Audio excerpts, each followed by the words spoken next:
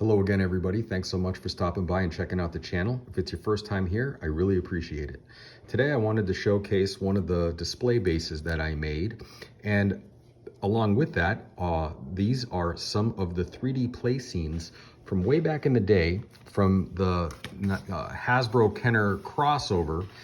These are the 3D play scenes that were featured on some of the figures. So here's a Space Trooper one, and then that's what it looks like on the card back, and it folds out into this diorama. So here, let's take a look here, and we'll just set that up. And then, so this one here is the Kyle Katarn backer. What I've done is these are just two pieces of plywood that I cut into uniform lengths.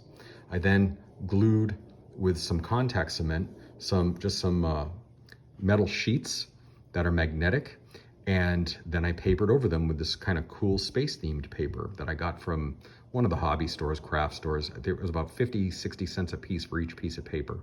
And I just tried to make it look really nice and uniform. And then it really holds down these really cool backers really well. And I thought the retro style figures really complemented the artwork, and I thought maybe that it might be a cool way to show off and display them. So here we've got Grogu, and he's checking up the frog, and there's a Death Trooper saying, "Hey, Grogu, get into the shuttle, baby, get in the shuttle." But I've also done another one, and I thought I'd show you this one too. So give me a moment to set it up, and I'll show you a different style that I've done.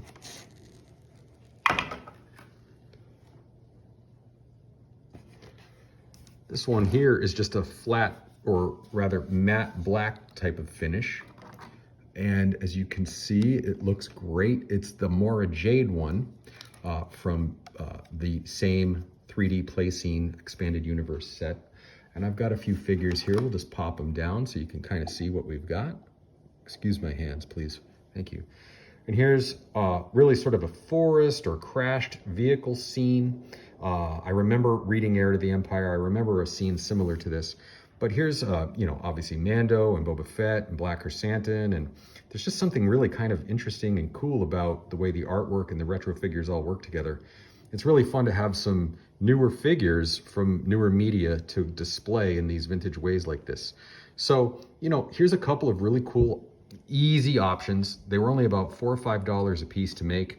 The magnets, the metal backing is very inexpensive. I picked that up at Home Depot. The paper, like I said, some contact cement, and maybe you have a couple of pieces of plywood that you can cut into uniform pieces.